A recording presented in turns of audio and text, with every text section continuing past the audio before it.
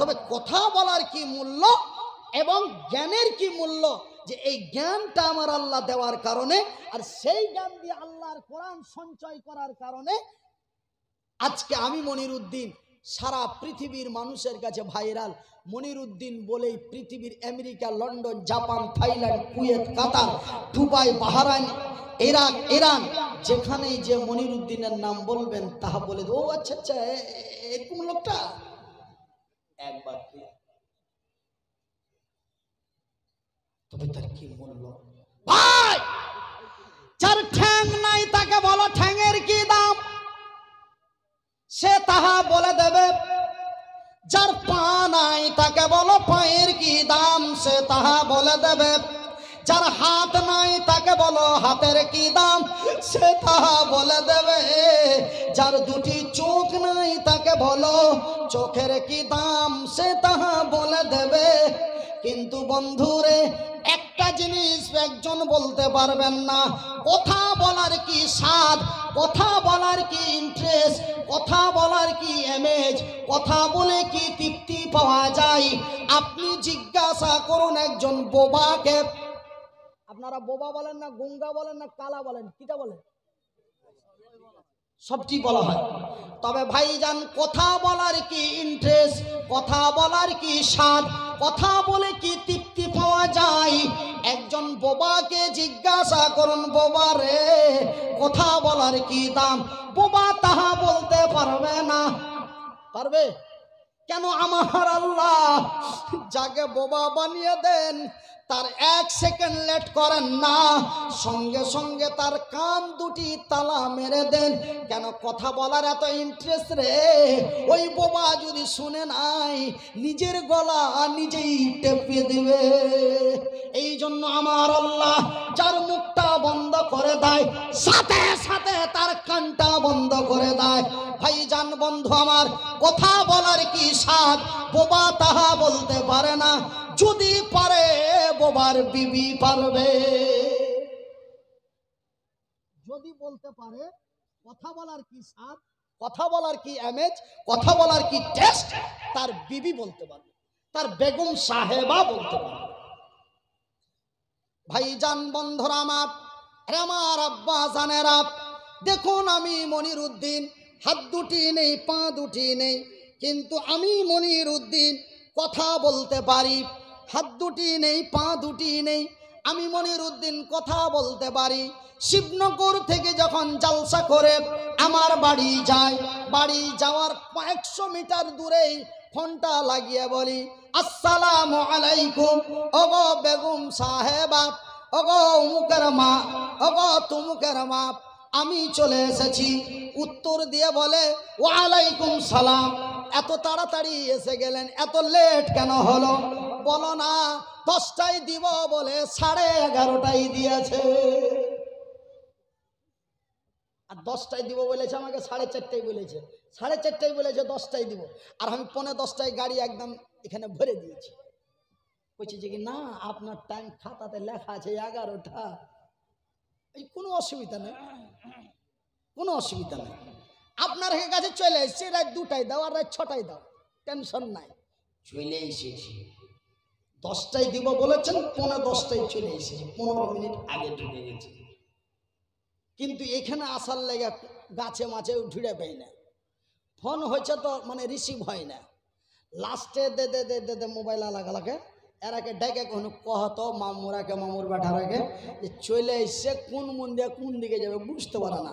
তখন 2জন বাপজি আমার যায়া সুন্দর করে এমন দিয়ে ঘুরিয়া প্রেচিটের পাঞ্জর দিয়ে ওইখানে লিজে গরম জিলাপি খাইলু আর পান চা খাইলু দিয়ে, তখন গাড়ির ভিতরে এরকম বড় বালিশ হারকে গুধার মা বানিয়ে দিয়েছে, বালিশে একটু পড়ে গেল, 8 ঘন্টা চালা তোরা জালসা, চলে এসছি।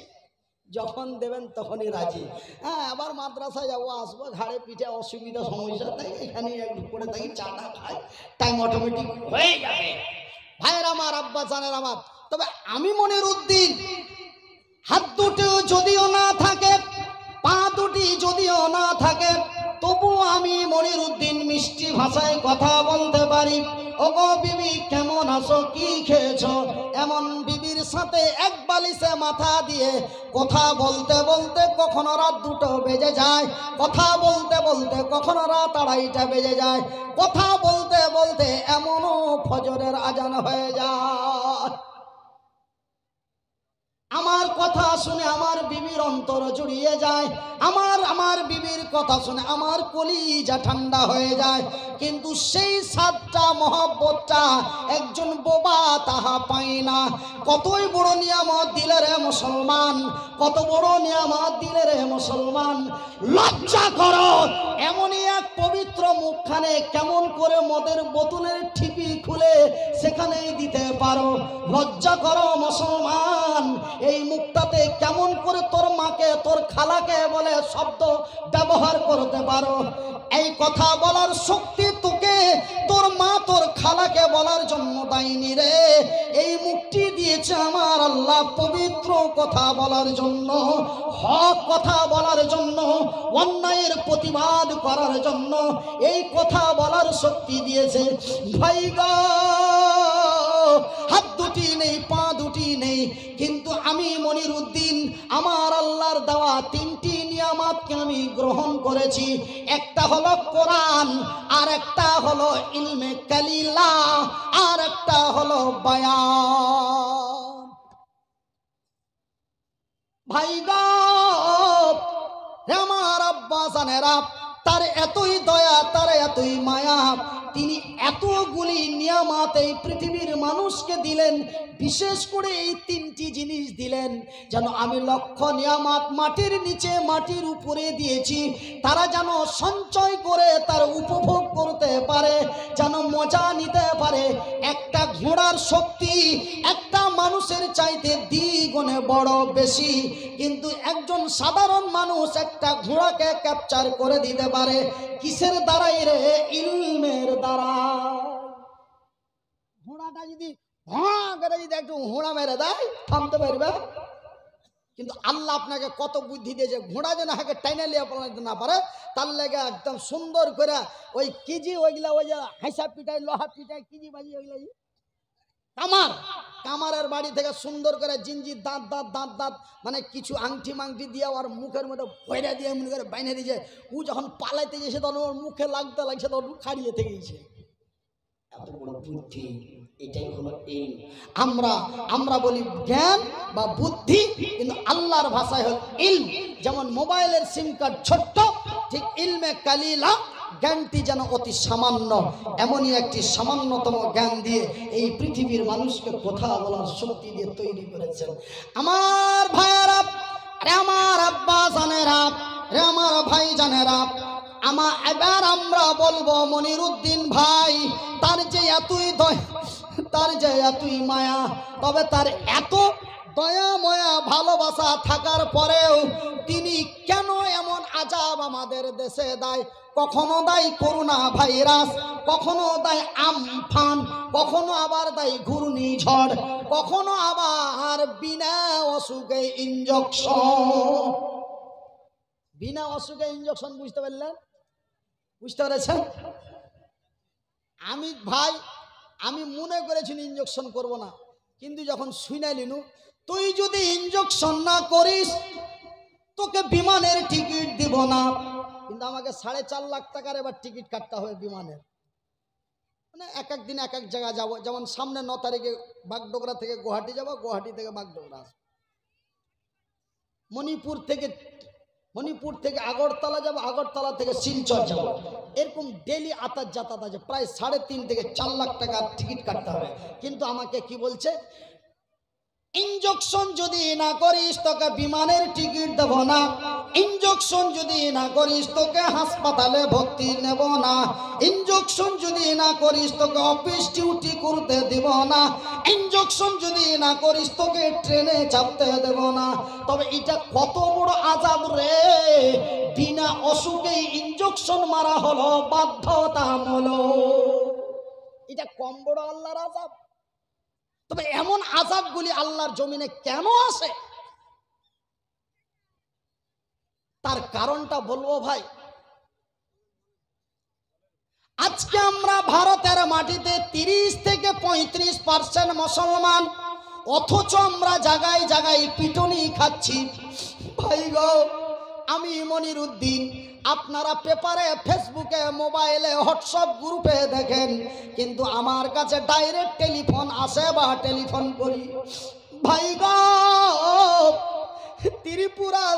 ত্রিপুরার বিশালগড় থেকে একজন ভাই ফোন করে বলে, হুজুর দোয়া করবেন। কেন, কি হয়েছে? বলে বলা যাবে না, ফোন ট্যাগ হচ্ছে, সময় সময় নেটওয়ার্ক উড়িয়ে দিচ্ছে, আপনাকে কিছু বলতে পারবো না। কেন, আপনি একজন এমনই অসহায় মানুষ, যদি আপনাকে ত্রিপুরার কথা বলি আর এই ফোনটা যদি ট্যাগ হয়ে যায়, আপনাকেও খোঁজা হবে, আমাকেও খোঁজা হবে, সেহেতু বলতে পারি না, শুধুই দোয়া করবেন। কি দোয়া রে?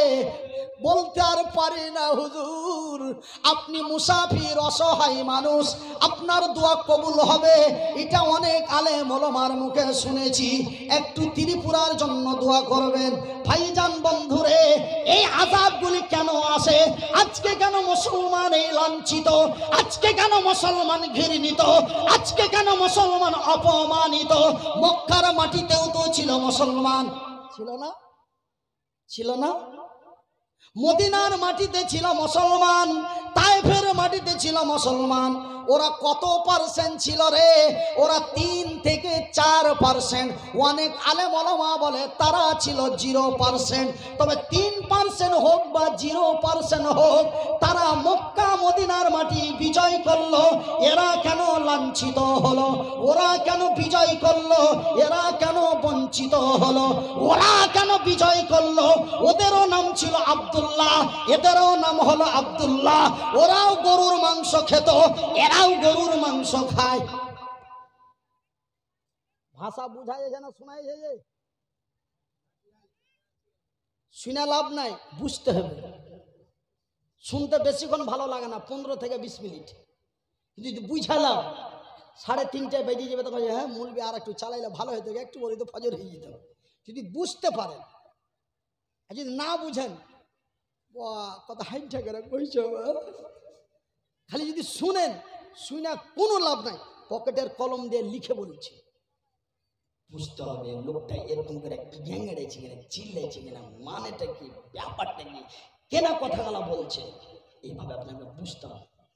তবে ওরাও গরুর মাংস খেত, এরাও গরুর মাংস খায়। ওদেরও নাম আব্দুল সাত্তার, এদেরও নাম আব্দুল সাত্তার। ওরাও ছিল সংখ্যালঘু, এরাও হলো সংখ্যালঘু। ওরা কেন মক্কা মদিনা তায়েফের মাটি বিজয় হলো? এরা কেন অপমানিত হলো? সেই দিন অল্প সংখ্যায়, সেই দিন মক্কার মসজিদে হারাম কাবাকে রক্ষা করা হলো, কিন্তু ভারতের বাবরি মসজিদটাকে ভেঙে কেন রাম মন্দির তৈরি করা হলো? আমার আল্লাহ কি তাহা বাঁচাতে পারতেন না? কথা বলেন, কথা বলেন। কিন্তু এই আযাবগুলি, এই গজবগুলি আল্লাহর জমিনে কেন আসে রে? যখন আল্লাহ তার রাসূলের বিধি বিধানের উপরে হস্তক্ষেপ করে, এই মুসলমানেরা, আমি অন্য কোনো জাতিকে বলতে পারবো না, জাতি যেন আমারই খারাপ, জাতি যেন আমারই খারাপ। ভাই গো, রে আমার আব্বা জানেরা, রে আমার ভাই জানেরা, আমি মনিরউদ্দিন বলছি, ভাই গো, একজন একজনকে ভালোবাসে, আবার জালসার দিন দেখা করার ডেট দেয়। কেন আল্লাহর আযাব আসবে না? কেন আল্লাহর গজব আসবে না? ভাইজি, 16 রোজাতে একটা জালসা করতে গেলাম দিয়াড়ে। ভাইজি, রোজার দিনে 16 রোজায় রাত 2টোর সময় তারা ধরা খেলো। এইদিকে কোরআনের আলোচনা হচ্ছে, ওইদিকে ওরা বটতলায় যায় জালসা করছে। কেন আল্লাহর আযাব আসবে না রে? কেনই বা আল্লাহর গজব আসবে না? ভাই গো, তবে ওরা বিজয় হলো, এরা লাঞ্ছিত হলো। ওরা বিজয় হলো, এরা অপমানিত হলো। কারণটা কি বন্ধু? কারণটা কি বলা যাবে? বলতে গেলে কিন্তু মোটামুটি 40 থেকে 45 মিনিট টাইম লাগবে। বলবো না ছেড়ে দেবো? কয়টা বাজছে? 12:30। ভাই বলবো না ছেড়ে দেবো? বলবো না ছেড়ে দেবো? মুখ দিয়া বইলে আর ফের উঠে পালাইতে লাগবে না। আমি বলতে থাকবো, আপনারা চলতে থাকবেন, ব্যাপারটা কিন্তু অন্যরকম হয়ে যাবে। কথাটা বুঝবেন? যারা কথা দিয়ে কথা রাখে না, আল্লাহ রসুলের হাদিসে পাওয়া যায়, যারা আল্লাহর দ্বীনের পথে হক কথা বলতে যে শহীদ হয়ে শাহাদাতের মৃত্যুবরণ করে, তারা বিনা হিসাবে আল্লাহর জান্নাত এবং তাদের বিনা গোসলেই দাফন। কিন্তু যারা বলে হ্যাঁ মৌলভী সাহেব কহো, কইতে ভিড়িয়ে দিলে দেও ফালাইতে লাগলো, যারা কথা দিয়ে কথা রাখে না, একে বলে মুনাফিক। আর এর দরওয়াজা হলো বিনা হিসাবে জাহান্নাম। মুনাফিকের ফয়সালা হলো বিনা হিসাবে জাহান্নাম। তো ভাইজান, আব্বাজান, সোনার চানেরা, আমি মনিরউদ্দিন কারণটা আপনাদের বলবো। মদিনা এবং তায়েফের মাটি থেকে যে ওরা বিজয় হলো, এরা কেন আজকে এই অবস্থা হলো? কখনো উত্তরপ্রদেশের মাটিতে, কখনো উত্তরপ্রদেশের মাটিতে, কখন মধ্যপ্রদেশের মাটিতে, কখনো আসামে, তো কখন ত্রিপুরায়। পশ্চিমবঙ্গেও এইরকম করার জন্য তারা চেষ্টা চালিয়েছিল। ভাইজান, পশ্চিমবঙ্গের মুসলমানকে পিটাবো বলে মিঠন চক্রবর্তী সরে গেল, এক এক করে প্রায় 13 জন নেতা সরে গেল। কিন্তু ভাইজান, মা সন্তানকে ভালোবাসে, কিন্তু আমার বাংলার মা আমাদের বুকে জড়িয়ে আজকে বাংলার মাটি শান্তি রেখেছে।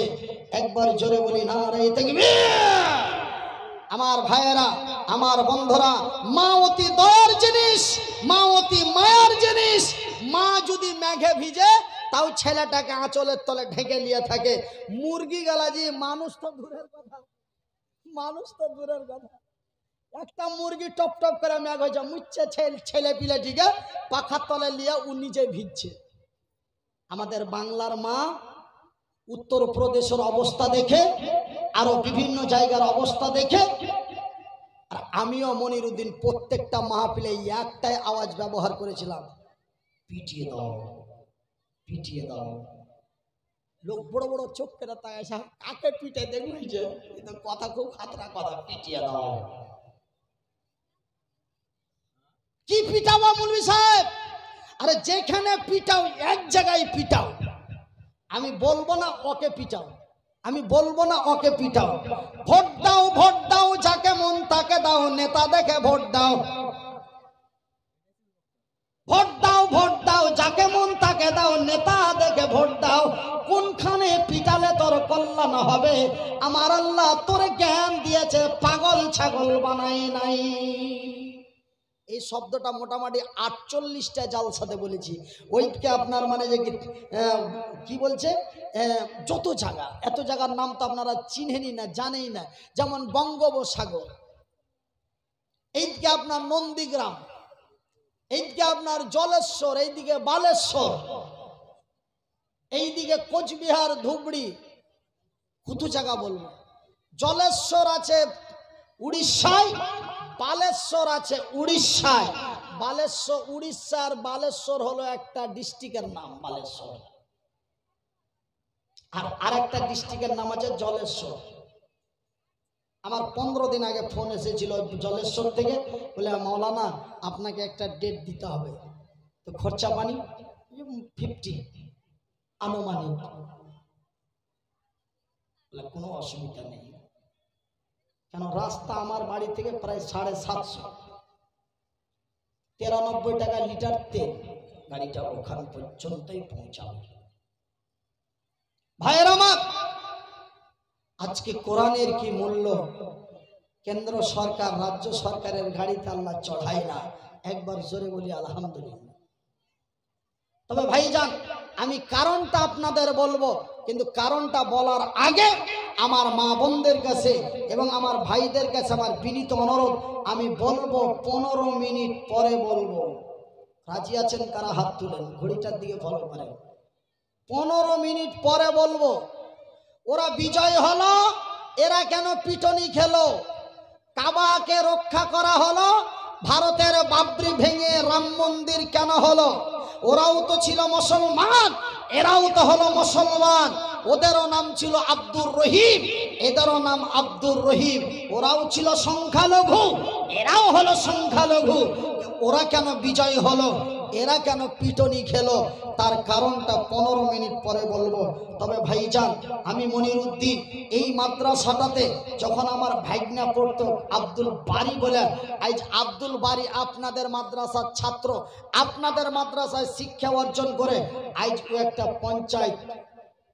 পঞ্চায়েত ভবনের এক নেতা, আপনাদের এই শিবনগর মাদ্রাসারই ছাত্র। ভাইজান, তবে এই মাদ্রাসাটাকে কেন্দ্র করে এই মাহফিলের আয়োজন করেছে। এই মাদ্রাসার জনসাধারণের টাকা নিয়ে আমাদের মতো মানুষগুলিকে ডেকে হেঁকে নিয়ে এসেছে। এই মাদ্রাসার টাকা দিয়ে এত বড় প্যান্ডেল, লাইটিং, কত কি খরচ করে ফেলেছে।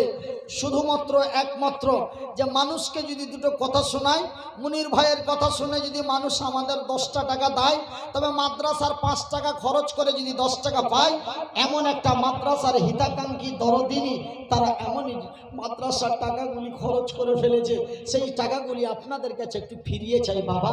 এই শিক্ষা অর্জন করার জন্য, এই কোরআনের মহব্বতে শিক্ষার জন্য আমি মনিরউদ্দিন শিবনগরের মাটিতে বেশি নয়, শুধুমাত্র একমাত্র আপনাদের রাজাপুরে 2 বার 3 বার আসা হয়ে গেল। সেই রাজাপুরের মায়েরা বোনেরা, রাজাপুরের খালারা ফুফুরা, রাজাপুরের ভাইয়েরা, এইবারকার রাজাপুরে